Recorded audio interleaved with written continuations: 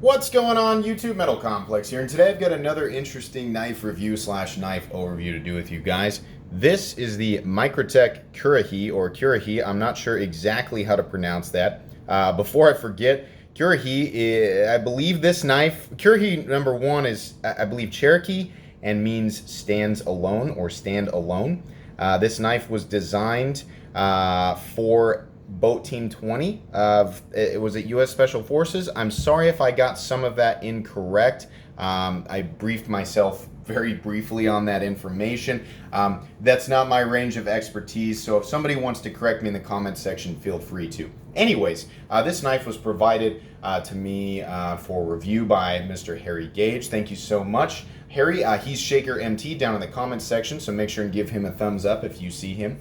I don't do a lot of fixed blades on this channel. I'm always happy to take a look at things, but just so everybody knows, I'm more so, in terms of what knowledge I do have, which I'll admit is limited in some areas, is not surrounding, the majority of it is not surrounding fixed blades. So I'm going to do my best to review this, but there are definitely channels who will be able to, display and talk about the benefits, pros and cons of this type of fixed blade substantially better than me. So this is going to be a pretty basic review. Let's go ahead and get a measurement on this guy first off. Overall length of the Currahee coming in at, 9.75 inches overall. That's what it looks like there. Yeah, about 9.75 inches if you count that little hammer plate back there. That's what I always call those things. Not quite 10 inches. Blade length from tip to scale, you're looking at just about 4.75, maybe 4.6, maybe 4.7. The actual cutting edge is coming in at almost exactly 4 1/4. Pretty substantial sharpening choil there. Let's go ahead and do some size comparisons here. All the size comparisons I'm going to be giving you are folding knives for reasons that I just stated. Up against the Ontario Rat Model 1. Rat 1 coming in at 8.6 inches overall. So you can see this is a very substantial knife. Up against the Spyderco PM2. Spyderco PM2 coming in at 8.3 inches overall. How about up against the Ritter RSK MK1 G2, or Benchmade Griptilian, however you want to look at that. 8 inches overall on the Hogue Ritter. And last but not least, how about the Spyderco Para 3? Spyderco Para 3 coming in at 7 1/4 inches overall. Because I have a couple other fixed blades here, I'll go ahead and do some other fixed blades though. These are not common fixed blades, so I don't know how much good it's going to do anybody. The Chris Reeve Neala. And the Neala is coming in at, let's see here, about 8.5 inches overall. And actually, if you'll excuse me for just one moment while I get it out, you guys know that I still have the Hinderer Ranch Bowie, so we'll go ahead and do a size comparison with the Ranch Bowie for anybody who's got one of these. Ranch Bowie is a big boy, definitely. I want to say the Ranch Bowie's coming in, actually I'm not even going to take a guess, let's just measure it again. Ranch Bowie's coming in at 10.5 inches overall. So this is a big knife to me. It's not a big knife to a lot of you who kind of exist exclusively outdoors and carry fixed blades. I don't think this is that big of a knife to you people, but to I would venture to guess the vast majority of people, this is going to be a really big knife. It's also a thick knife. Let me go ahead and get my fancy schmancy calipers out here that I spent a ton of money on. Haha, not really. Yeah, it's coming in at about 1/5 of an inch, so that is very thick. You can also see the grind on that is making the whole thing substantially more robust than a standard knife that is at that thickness there. We'll go ahead and take a look at the anatomy here. What we're looking at is a Tanto blade with an enormous flat. The flat itself is extremely tall. That mixed with the fact that we're looking at a Tanto at about 1/5 of an inch, and we have some belly, and it's really, I mean, this is a flat grind both here and here. The entire blade is just built like an absolute tank. Honestly, I haven't handled an enormous amount of fixed blades, but if I was going to give an award to one that was built like, not just thick, but built in a way that emphasizes strength over anything else and durability, when people talk about like, that's really a task you should be using a fixed blade for, I feel like it's this fixed blade that they're talking about. You know, people joke about prying the door off of a bomb shelter with a knife, like being exaggerated. This is what I picture for that. I'm not saying it literally could do that, but this is what I picture. You can see here, this knife has been used a little bit. It hasn't been absolutely beaten into the earth, but it's definitely been used. This is an example of a tip that I would imagine you do not have to worry about breaking at all. I don't know what you would be doing with this knife where you run the risk of breaking the tip, but I don't think that's going to be the case. You can see there is a swedge because of it sort of rises up and then drops back down. It allows this flat to remain at this height here, which actually the height of the flat, let's measure that.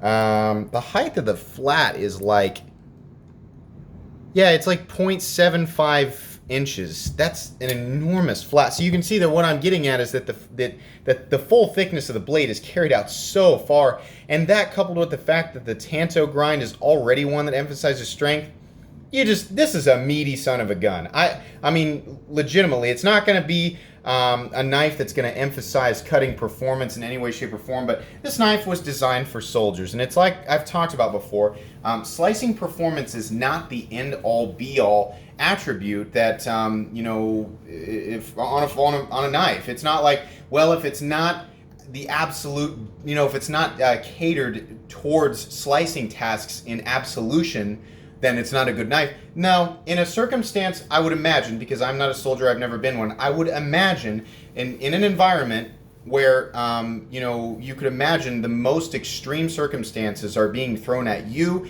and the tools you're carrying with you, a knife that can cut, but also has an enormous emphasis on, you know, strength for lateral force, you know, the ability to chop, the ability to dig.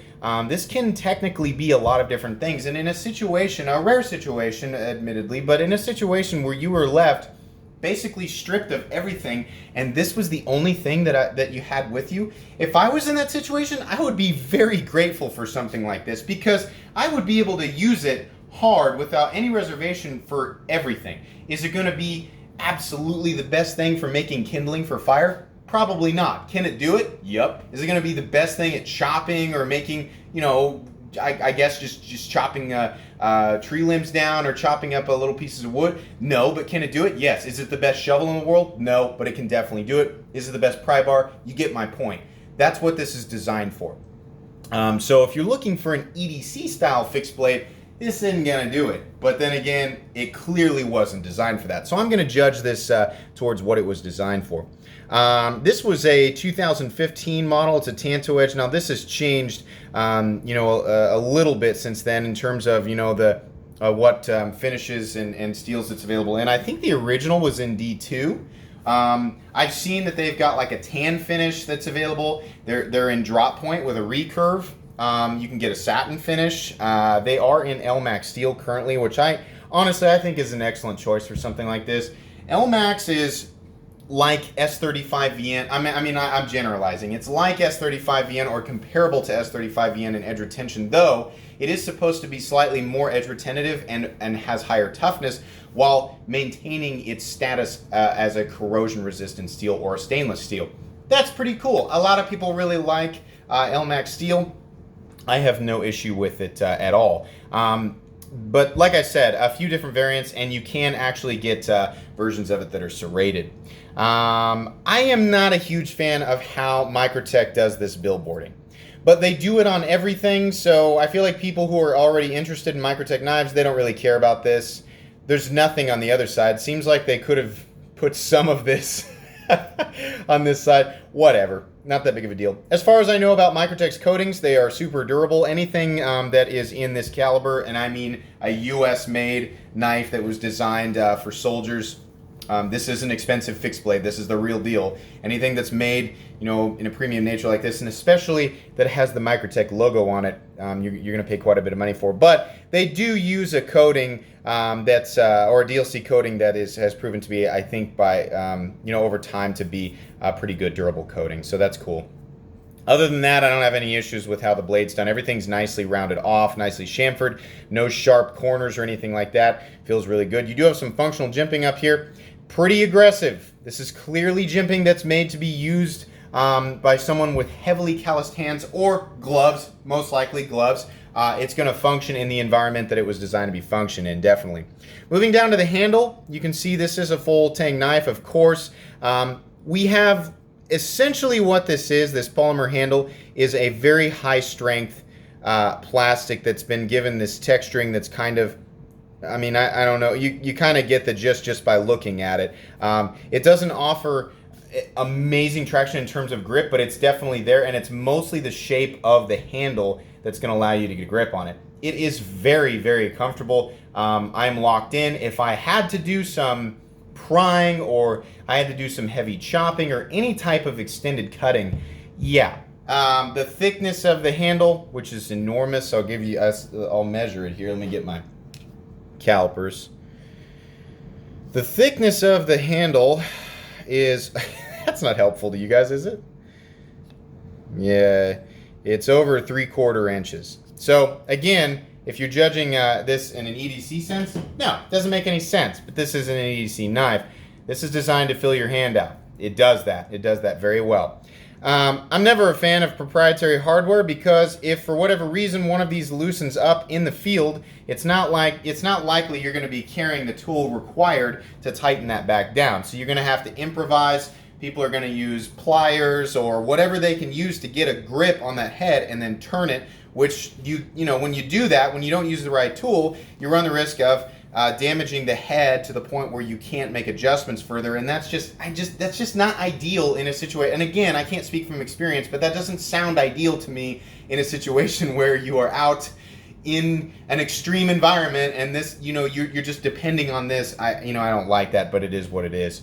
Down here you have an enormous area where you can fit some 550 or any type of lanyard you want to put in there. Imagine that makes it really convenient.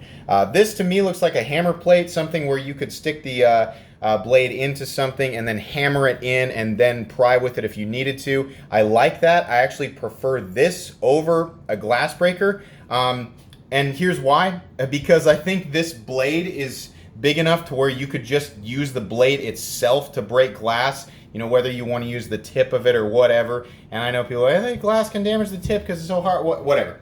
In that situation, I don't think people are really going to care too much. I would rather have the hammer plate back here and be able to do that if I needed to. Again, I'm being general because I've never been put in this situation and I'm not a fixed blade guy. As far as how the scales fit, everything looks pretty nice all the way around. I don't really have any complaints. I would have preferred it to not be that material. You can see there that the material stands up pretty well. We've got a couple of wounds, couple of scars there, but it's going to hold up pretty well. And this is not the type of knife where most people are really going to want to keep it all that shiny anyway, so it really doesn't matter. I'll always prefer G10 or micarta to a material like this, but you do see this material on a lot of fixed blades, so it's not that big of a deal. It's mainly because of what this costs, which we'll get to, that I would rather see something like micarta, but some people might prefer this over those materials. Let's talk about the sheath. Here's the sheath. It's got plenty of holes for different, I guess, means of attachment or however people wrap those in for whatever reason. As far as how it fits in there, nice and snug. Not really hardly any movement. I don't know that there's a drainage. I mean, like that technically is open enough for liquid to drain out of there, and I guess maybe right there is that hole, one that will allow for drainage. I don't know. I can't see all the way in there. I would imagine if you do get liquid inside of here, it's going to be able to drain, just fine. My guess is that this did come with a belt clip.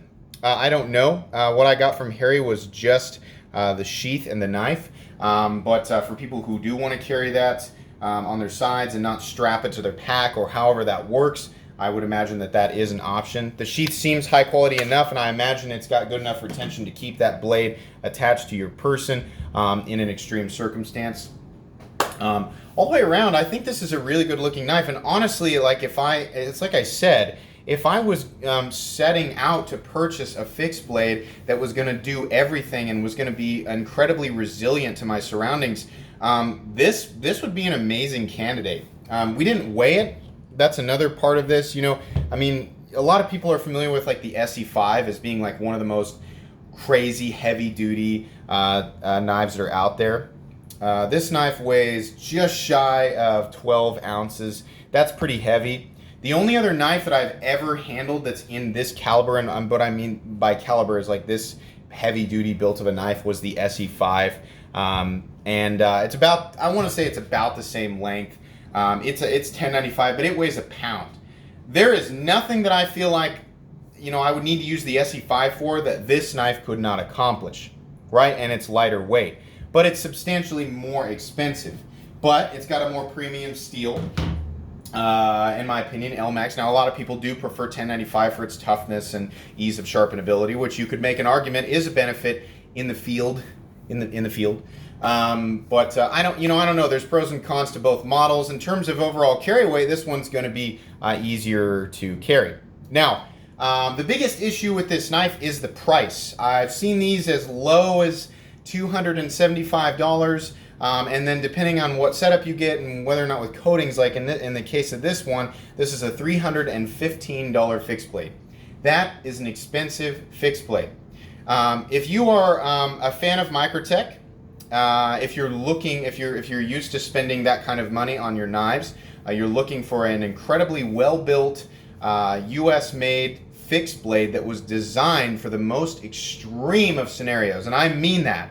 This knife is built for the most extreme scenarios that I could imagine. I don't know that anybody would ever need more of a fixed blade than this, but by God, if you need an apocalypse fixed blade, this is a great choice. It's just going to be really expensive. Now, because of those parameters, my distaste of the proprietary hardware, me not really liking the handle material, but that's, you know, subjective to everybody's opinion, and me not really having a need for this knife, and given the fixed blades that I look at and what I use fixed blades for and what you can get for X amount of money, the fact that you can get knives built like the SE5, you know, and I mean, like, there's a lot of knives out there for about $120, $150 that essentially can do the same thing. It's really hard for me to recommend this. Do I think that this knife would serve you well in that setting? Yes. Do I think it's well made? Yes. If you spend the money on it, are you going to be happy with it? Probably. But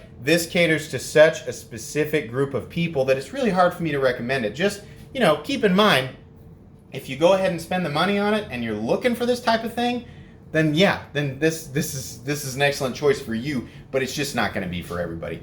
That's going to be pretty much it. I don't know that there's really anything else that I can say about this. I do like it. It does certainly feel good. I mean, this really, you pick this up and it's like, oh boy, I could do anything with this, you know? So this is cool, and I appreciate the opportunity to look at, and I am a Microtech fan. I like their designs. This looks cool in kind of a tactical sense. It's fun, definitely. So anyways, guys, that's going to be pretty much it for today's review. If you enjoyed this video, please leave a like. If you'd like to check out my other content, I do, of course, have lots of videos of knives that are either expensive or inexpensive that I do or don't like. So check those out, and if you enjoy all my content, then please subscribe to my channel because there's definitely more coming.